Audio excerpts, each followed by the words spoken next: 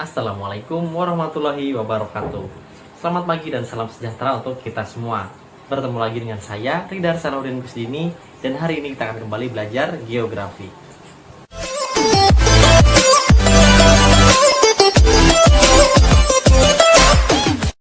Seperti biasanya, sebelum kita mulai untuk belajar, silahkan kalian berdoa sesuai dengan agama dan kepercayaan masing-masing.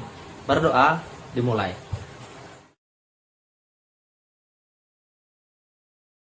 Agar pembelajaran kita pada hari ini dapat berjalan lancar dan kalian dapat memahami materi yang kita pelajari pada hari ini dengan baik, silahkan kalian siapkan buku paket, buku LKS, dan juga buku catatan kalian masing-masing. Dan materi yang akan kita pelajari pada hari ini adalah tenaga endogen dan pengaruhnya bagi kehidupan. Bumi mengandung banyak sekali potensi yang belum ataupun sudah kita ketahui. Di dalam bumi terdapat energi yang maha dahsyat dan bisa bergerak setiap saat.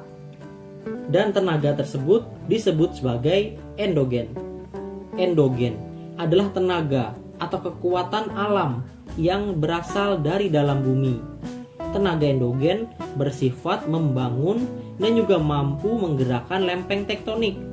Tenaga endogen bertitik pusat pada selubung bumi.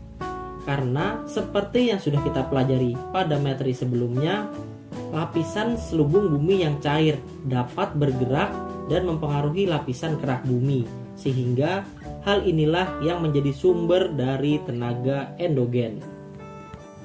Selain endogen yang berasal dari dalam bumi, ada juga tenaga dari alam yang berasal dari luar bumi dan disebut sebagai eksogen. Namun, bentuk eksogen akan kita pelajari pada pertemuan selanjutnya. Tenaga endogen dapat dibedakan menjadi gejala tektonisme, vulkanisme, dan juga seisme. Kita mulai dengan tektonisme.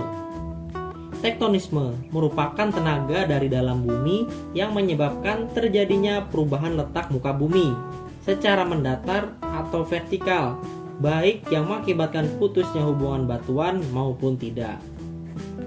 Tektonisme membentuk kenampakan bumi seperti gunung, daratan tinggi, lipatan, dan juga retakan pada batuan kulit bumi. Proses pembentukan kenampakan permukaan bumi tersebut dikenal sebagai diastropisme. Tenaga tektonik dapat dibedakan menjadi gerak epirogenesa dan juga orogenesa. Kita mulai dengan gerak epirogenesa. Gerak epirogenesa berlangsung sangat lambat dan meliputi wilayah yang sangat luas. Gerak epirogenesa dibedakan menjadi gerak epirogenesa positif dan epirogenesa negatif. Epirogenesa positif terjadi apabila permukaan daratan bergerak turun, sehingga seolah-olah permukaan air laut naik. Dan sebaliknya, gerak epirogenesa negatif apabila permukaan daratan naik, sehingga permukaan air laut seolah-olah turun. Gerakan epirogenesa inilah yang membentuk benua. Gerakan tektonisme yang kedua adalah orogenesa. Kebalikan dari epirogenesa, orogenesa yaitu gerakan lempeng tektonik yang sangat cepat meliputi wilayah yang sangat sempit.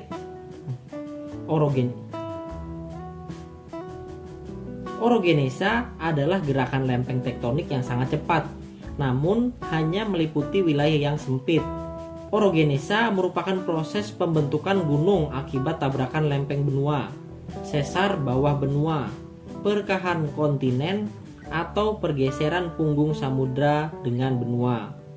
Tenaga ini biasanya juga diikuti dengan pelengkungan atau warping, lipatan atau folding, patahan atau faulting, dan rekahan atau jointing. Lipatan yang terjadi karena proses orogenesa disebabkan oleh adanya tekanan yang tidak terlalu kuat tetapi berlangsung secara terus-menerus. Puncak lipatan disebut sebagai antiklinal dan lembah lipatan disebut sebagai sinklinal.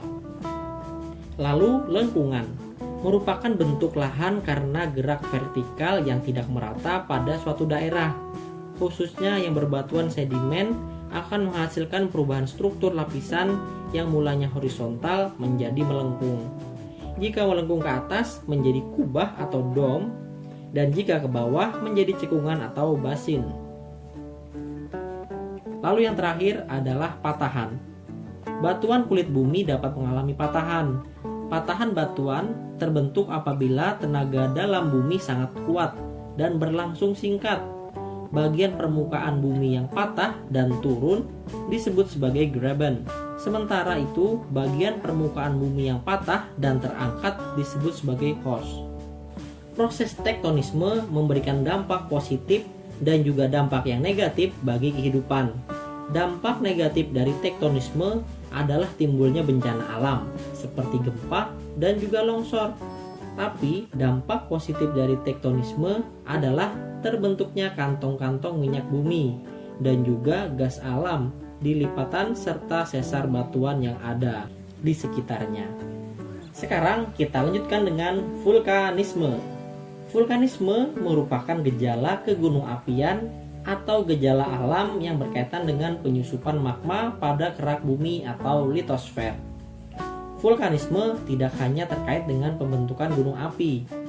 Vulkanisme juga mempengaruhi gejala geosfer lain seperti gempa dan banjir lahar.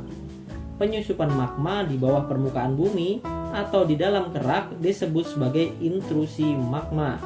Sementara itu, penyusupan magma mencapai ke permukaan bumi disebut sebagai ekstrusi magma. Dan ekstrusi magma inilah yang dapat membentuk gunung api. Magma dapat bergerak naik karena memiliki suhu yang tinggi, mengandung gas-gas yang memiliki energi yang cukup untuk mendorong batuan di atasnya. Di dalam litosfer, magma menempati kantong litosfer yang disebut sebagai dapur magma. Kedalaman dapur magma merupakan penyebab terjadinya perbedaan kekuatan letusan gunung api yang terjadi. Pada umumnya, makin dalam dapur magma dari permukaan bumi, maka semakin kuat letusan yang ditimbulkannya. Intrusi magma dapat mengangkat lapisan kerak bumi sehingga muncullah gunung. Intrusi magma membentuk penampakan sebagai berikut. Yang pertama, batolit. Yang kedua, lakolit. Yang ketiga, kiping intrusi atau sil. Yang keempat, intrusi korok atau gang. 5. Apofisa. Yang keenam, diatrema. Ekstrusi magma terjadi apabila tekanan gas dari dalam bumi yang kuat dan terdapat retakan pada lapisan kerak. Ekstrusi magma dapat membentuk gunung api di daratan ataupun di lautan. Berdasarkan bentuk lubang keluar magma, terdapat 3 jenis ekstrusi magma. Yang pertama, ekstrusi linier. Magma keluar melalui celah-celah retakan atau patahan yang memanjang dan membentuk deretan gunung api. Yang kedua, ekstrusi areal. Magma mendekat dengan permukaan bumi dan keluar dengan cara meleleh di beberapa tempat tertentu. Yang ketiga, ekstrusi sentral. Magma keluar melalui sebuah lubang atau saluran dan membentuk gunung api secara terpisah. Dan sekarang, dampak vulkanisme bagi kehidupan. Vulkanisme atau kegunung apian umumnya dipandang sebagai sebuah bencana. Akan tetapi, vulkanisme sebenarnya bermanfaat bagi kehidupan manusia. Vulkanisme dapat berdampak positif dan juga negatif bagi kehidupan manusia.